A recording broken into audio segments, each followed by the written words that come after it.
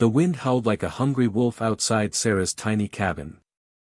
Inside, Sarah shivered, pulling her thin blanket tighter around her. Winter had come early and fierce this year. Since her husband, Thomas, had passed away last spring, she was all alone. The small cabin, once filled with laughter and warmth, now felt cold and empty. Sarah was a widow, living in a small, isolated cabin nestled deep in the Whispering Pines forest. The nearest town was a long, bumpy ride away, and she rarely saw anyone. Before, Thomas always took care of everything, chopping wood, hunting for food, and making sure they had enough supplies to last through the winter. Now, that responsibility fell on her shoulders, and she was struggling. The woodpile was getting low, and the food stores were dwindling faster than she'd expected. Each day, she rationed what little she had, making a thin broth from the last of her dried vegetables and a small piece of bread. She missed Thomas terribly. He would know what to do. He always did. The cabin creaked and groaned under the force of the wind. Sarah huddled closer to the dying embers in the fireplace, praying for the storm to pass. She knew she needed to find more firewood soon, but the thought of venturing out into the freezing cold terrified her. She was weak and tired, and the weight of her loneliness felt heavier than ever. The next morning, Sarah woke up feeling even weaker than the day before. The storm still raged outside, and the cabin was colder now, the fire having burned out completely during the night. She knew she couldn't put it off any longer, she had to find more wood. She wrapped herself in every layer of clothing she owned, a thick wool skirt, 2 sweaters, a tattered coat, and a knitted hat that Thomas had made for her years ago. It still smelled faintly of him, a small comfort in the vast emptiness of her life. Opening the cabin door was like stepping into a freezer. The wind whipped at her face, and the snow stung her skin. She stumbled through the drifts, her legs heavy and uncoordinated. The woods seemed endless, the trees looming like silent giants. She managed to gather a few fallen branches, her fingers numb with cold. But it wasn't nearly enough. She needed something bigger, something that would burn longer and hotter. She pushed on, deeper into the woods, her hope dwindling with each step. Suddenly, her foot caught on a hidden root beneath the snow. She lost her balance and fell hard, landing with a thud on the frozen ground. The wind was knocked out of her, and she lay there for a moment, gasping for breath, the biting cold seeping into her bones. She knew, with a sinking feeling, that she was in serious trouble. Lying there in the snow, Sarah felt her strength slipping away. The cold was relentless, and her body ached with exhaustion. She tried to get up, but her legs were too weak. She closed her eyes, images of Thomas flashing through her mind, his warm smile, his strong arms, the way he used to sing to her by the fire. "Thomas," she whispered, her voice barely audible above the howling wind. "I miss you so much." She knew she couldn't stay there. If she did, she wouldn't last much longer. But the thought of trying to walk back to the cabin, of facing the endless snow and the biting wind, felt impossible. Her stomach growled, a sharp reminder of her hunger. She hadn't eaten a proper meal in days. The last of the bread was gone, and the broth was nothing more than flavored water. She had hoped to trap a rabbit or a squirrel, but the animals were hiding, just like her. As the snow continued to fall, covering her like a white blanket, Sarah felt a strange sense of peace wash over her. Maybe this was it. Maybe this was how it all ended. Alone in the cold, lost in the woods, waiting for the darkness to claim her. A tear froze on her cheek. She felt utterly alone and hopeless. The world was fading away. Miles away, on a sprawling ranch nestled at the foot of the mountains, Jake saddled his horse, Buck. Jake was a man known for his strong hands and even stronger heart. He cared deeply for his community and was always willing to lend a helping hand. His ranch was his pride and joy, and he worked tirelessly to keep it running smoothly. The blizzard raged outside, but Jake knew his cattle needed checking. He couldn't shake the feeling that something wasn't right. The wind howled a mournful tune, and the snow fell in thick, blinding sheets. It was the kind of storm that could swallow a person whole. Jake pulled his hat down low and urged Buck forward. The horse plodded through the deep snow, its breath misting in the frigid air.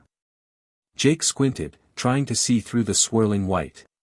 He knew these mountains like the back of his hand, but today, they seemed different, more menacing.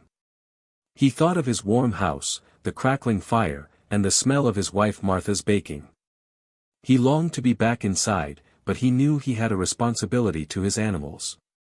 He had to make sure they were safe and sheltered. He was a rancher, and that's what ranchers did. He was responsible. As Jake continued his rounds, a plume of smoke caught his eye. It was faint, barely visible against the swirling snow, but it was there.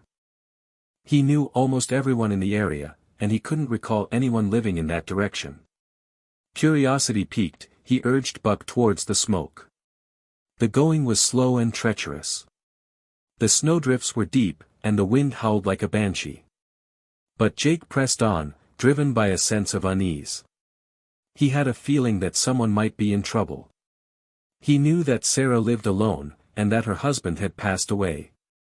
After what seemed like an eternity, he spotted a small, dilapidated cabin nestled amongst the trees. Smoke curled lazily from the chimney, a fragile signal of life in the desolate landscape. He dismounted Buck and cautiously approached the cabin, calling out a greeting. "Hello. Is anyone there?" Only the wind answered. He tried the door, and it creaked open. The cabin was dark and cold, and the air was thick with the smell of stale smoke. He stepped inside, his heart pounding in his chest. He felt a surge of panic. What if someone was hurt? He had to find out. It was something that he felt in his gut. He knew he couldn't just walk away. Jake's eyes adjusted to the dim light, and he scanned the room. It was sparsely furnished, with a small table, a couple of chairs, and a bed in the corner. Then, he saw her. Lying on the floor, near the cold fireplace, was Sarah. He rushed to her side. She was pale and still, her skin icy to the touch. He knelt beside her, gently shaking her shoulder. "Sarah. Sarah, can you hear me?" Her eyelids fluttered open, and she looked up at him with dazed eyes. She didn't seem to recognize him at first.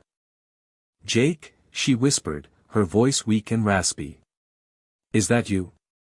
"Yes, Sarah, it's me," he said, relief flooding through him. "I'm here to help." He quickly assessed the situation. She was severely hypothermic and desperately needed warmth and food. He knew he had to get her out of there, and fast. Carefully, he lifted her into his arms. She was so light, it shocked him. He carried her outside, back to Buck, who stood patiently waiting in the snow. He placed her gently on the horse's back, wrapping her in his thick coat to shield her from the wind. He mounted behind her, holding her securely as he turned Buck back towards the ranch. He had to get her warm. He had to save her. The ride back to the ranch was a blur. Jake focused on keeping Sarah safe and warm, his mind racing with worry. The blizzard showed no signs of letting up, and the wind seemed to mock their progress. When they finally arrived at the ranch, Martha rushed out, her face etched with concern. She and Jake carefully helped Sarah off Buck and into the house, where a roaring fire crackled in the hearth. "Oh, the poor thing," Martha clucked, her voice full of sympathy. "She's frozen solid." They quickly stripped off Sarah's wet clothes and wrapped her in warm blankets. Martha prepared a steaming cup of broth and gently spoon-fed it to her. Slowly, Sarah began to regain some color in her cheeks. "Thank you," she whispered, her voice still weak. "Thank you both so much." "Don't you worry about a thing," Jake said, his voice gentle. "You're safe now. We'll take care of you." They settled Sarah in a comfortable bed near the fire, piling extra blankets on top of her. Martha stayed by her side, tending to her needs and offering words of comfort. Jake went to check on the cattle, his heart filled with gratitude that he had found Sarah in time. He knew she still had a long way to go, but she was alive, and that's all that mattered. She would recover, he knew it. Days turned into weeks, and Sarah slowly regained her strength. Martha was a wonderful nurse, always making sure Sarah had everything she needed. She told stories of the ranch, of the animals, and of the community, filling the quiet house with laughter and warmth. As Sarah felt better, she started helping with small chores around the house. She helped Martha with the cooking, mending clothes, and tending to the chickens. It felt good to be useful again, to have a purpose.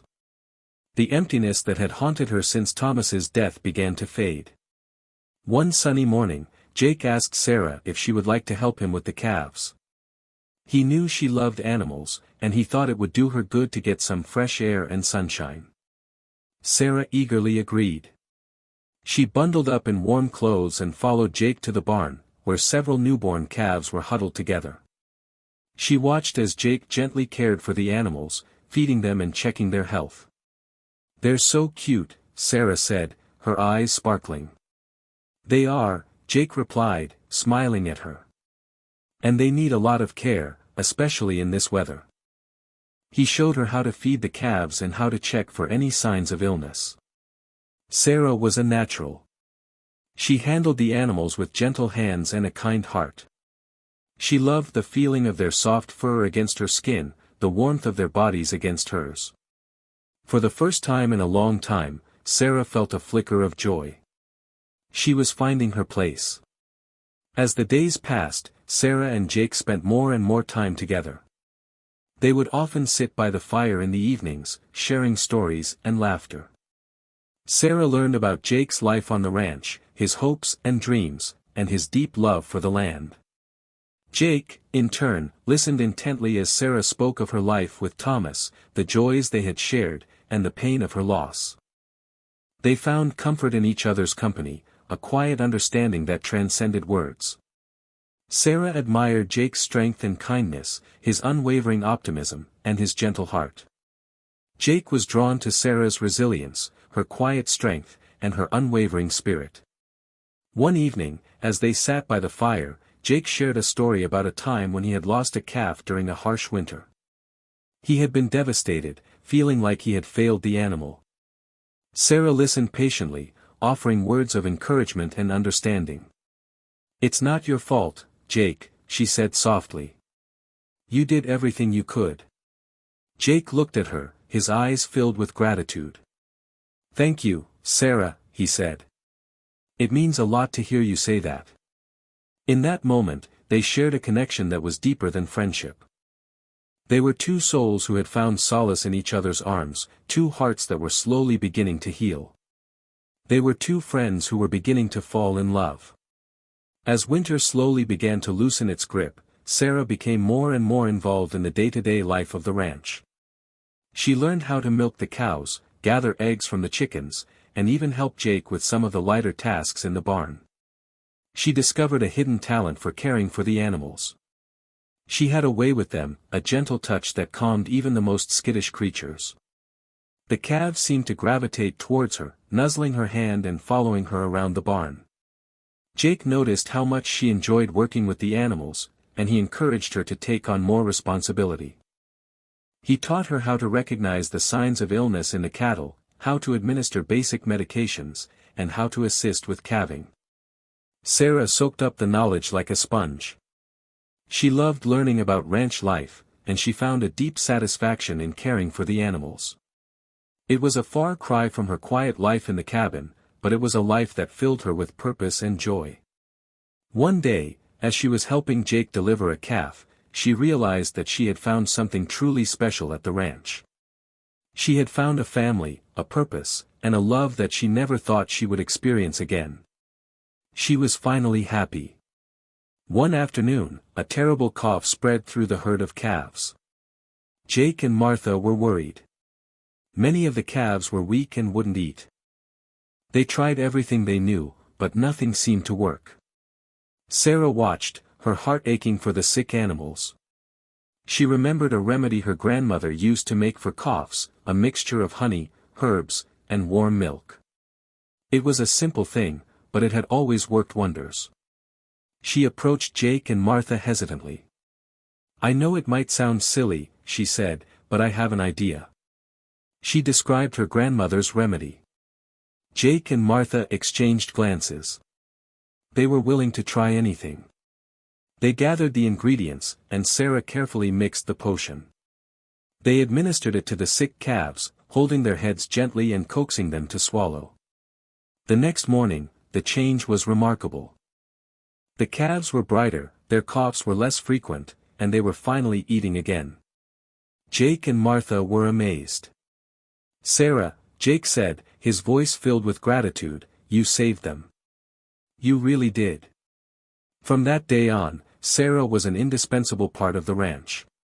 She had proven her worth, not only through her hard work and kindness but also through her ingenuity and her unwavering dedication to the animals. She was no longer just a guest, she was family. One evening, after a long day of work, Jake and Sarah sat on the porch, watching the sunset paint the sky in hues of orange and purple. Jake turned to Sarah, his eyes filled with admiration. "Sarah," he said, his voice gentle, "I don't know what we would have done without you. You've brought so much to this ranch, not just with your hard work, but with your kindness and your spirit." Sarah blushed, her heart swelling with emotion. "I'm just glad I could help," she said softly. "You've done more than help," Jake insisted. "You've made this place feel like a home again. After Martha passed away, it was hard. Really hard. But you've brought the sunshine back into my life." He reached out and took her hand, his touch warm and comforting. "You're a strong woman, Sarah," he continued. "You've been through so much, and yet you still have so much love to give. I admire that about you." Sarah looked at him, her eyes shining with tears. "Thank you, Jake," she said. "That means the world to me." In that moment, they both knew that something special was happening between them.